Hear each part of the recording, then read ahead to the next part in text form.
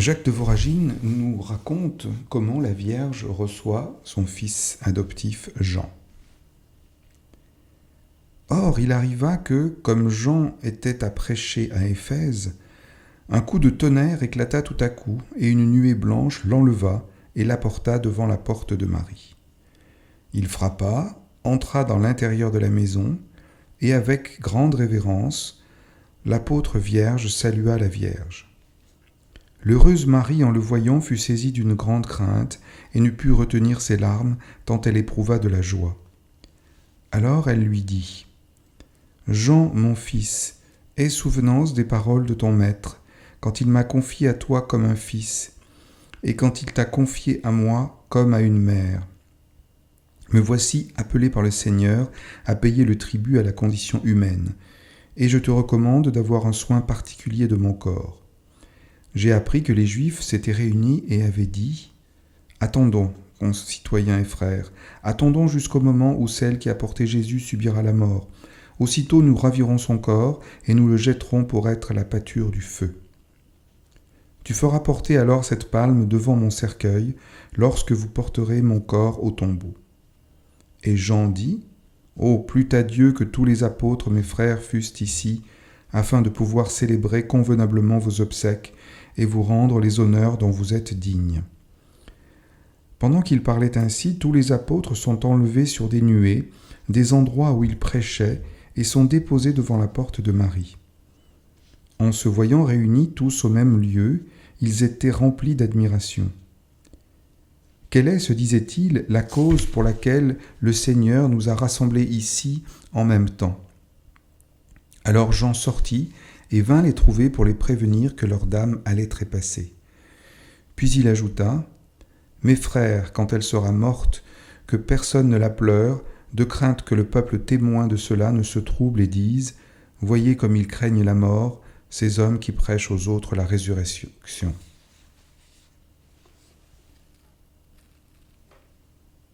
Voici la dormition de la Vierge, que les Grecs appellent koimesis.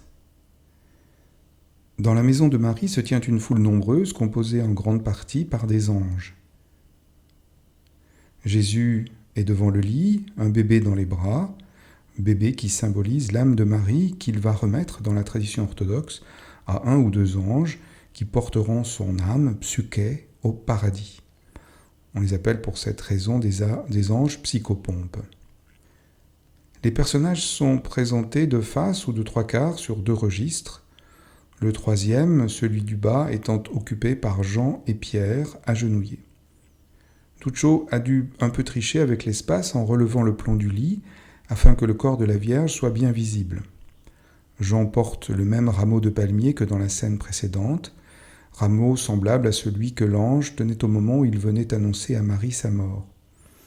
Depuis l'Antiquité, les palmes sont symboles de victoire, aussi bien à la guerre que dans les jeux. Ici, elles symbolisent la victoire sur la mort et sont pour cette raison l'attribut des martyrs qui ont gagné la vie éternelle. Elles sont aussi un symbole de beauté. Reprenons encore une fois Jacques de Voragine. Denis, disciple de saint Paul, raconte les mêmes faits dans son livre des noms divins. Il dit qu'à la mort de la Vierge, les apôtres furent réunis et y assistèrent ensemble. Ensuite, que chacun d'eux fit un discours en l'honneur de Jésus-Christ et de la Vierge. Et voici comme il s'exprime en parlant à Timothée. « Tu as appris que nous et beaucoup de saints qui sont nos frères, nous nous réunîmes pour voir le corps qui a produit la vie et porté Dieu. » Or se trouvait là Jacques, le frère du Seigneur, et Pierre, coryphée et chef suprême des théologiens. Ensuite, il parut convenable que toutes les hiérarchies célébrassent, chacune selon son pouvoir, la bonté toute puissance de Dieu qui s'était revêtue de notre infirmité. Quand donc la bienheureuse Marie eut vu tous les apôtres rassemblés, elle bénit le Seigneur et s'assit au milieu d'eux, après qu'on eut allumé les lampes et les flambeaux. Or, vers la 3e heure de la nuit, Jésus arriva avec les anges, l'assemblée des patriarches, la troupe des martyrs, l'armée des confesseurs et les chœurs des vierges. Tous se rangent devant le trône de la Vierge et chantent à l'envi de doux cantiques. On apprend dans le livre attribué à saint Jean quelles ont été les funérailles qui furent alors célébrées. Jésus commença le premier et dit : « Venez, vous que j'ai choisi, et je vous placerai sur mon trône, parce que j'ai désiré votre beauté. » Et Marie répondit : « Mon cœur est prêt, Seigneur, mon cœur est prêt. » Alors tous ceux qui étaient venus avec Jésus entonnèrent ces paroles avec douceur. C'est elle qui a conservé sa couche pure et sans tache. Elle recevra la récompense qui appartient aux âmes saintes. Ensuite, la Vierge chanta en disant d'elle-même : « Toutes les nations m'appelleront bienheureuse, car le Tout-Puissant a fait de grandes choses en ma faveur, et son nom est saint. » Enfin, le chantre donna le ton à tous, en prenant plus haut. « Venez du Liban, mon épouse, venez du Liban, vous serez couronnée. » Et Marie reprit : « Me voici, je viens, car il est écrit de moi dans tout le livre de la loi, que je ferai votre volonté, ô mon Dieu, parce que mon esprit est ravi de joie en Dieu mon Sauveur. » C'est ainsi que l'âme de Marie sortit de son corps et s'envola dans les bras de son Fils. Elle fut affranchie de la douleur de la chair, comme elle avait été exempte de la corruption. Dans les 3 scènes que nous venons de voir, Duccio a réutilisé exactement le même décor, constitué d'un intérieur sobre, avec 2 pièces, ou plutôt d'une pièce précédée d'une sorte de vestibule qui communique avec l'extérieur. On aperçoit 2 battants d'une porte cintrée dans l'annonce de la mort de la Vierge. La pièce où elle se tient donne sur cette entrée par une porte qui se retrouve à l'identique en face et qui semble conduire vers une autre pièce que l'on ne voit pas. Écoutons Jacques de Voragine. « Et le Seigneur dit aux apôtres : Portez le cœur de la Vierge Mère dans la vallée de Josaphat et renfermez-le dans un sépulcre neuf que vous y trouverez. Après quoi, pendant 3 jours, vous m'attendrez jusqu'à ce que je vienne. » 3 vierges qui se trouvaient là dépouillèrent le corps de Marie pour le laver. Aussitôt ce corps resplendit d'une si grande clarté qu'on pouvait bien le toucher, mais qu'il était impossible de le voir. Cette lumière brilla jusqu'à ce que le corps eût été entièrement lavé par les vierges. Alors les apôtres prirent ce saint corps avec révérence et le placèrent sur un brancard. Et Jean dit à Pierre : « Pierre, vous porterez cette palme devant le brancard, car le Seigneur vous a mis à notre tête et vous a ordonné le pasteur et le prince de ses brebis. » Pierre lui répondit : « C'est plutôt à vous à la porter. Vous avez été élue vierge par le Seigneur, et il est digne que celui qui est vierge porte la palme d'une vierge.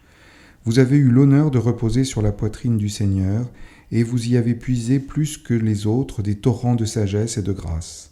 Il paraît juste qu'ayant reçu plus de dons du Fils, vous rendiez plus d'honneur à la Vierge.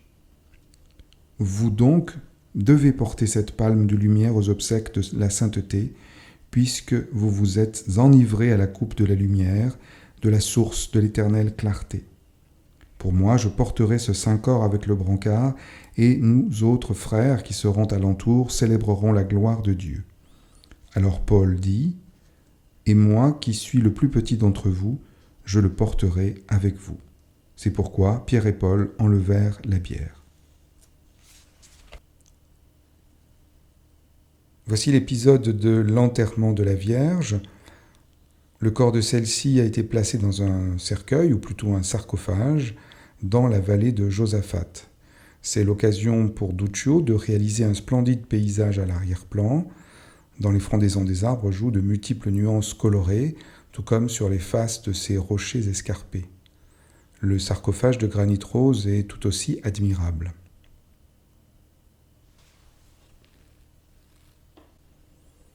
Et voici comment Jacques de Voragine nous rapporte les funérailles de la Vierge. Or les apôtres qui portaient Marie la mirent dans le tombeau, autour duquel ils s'assirent, ainsi que le Seigneur l'avait ordonné.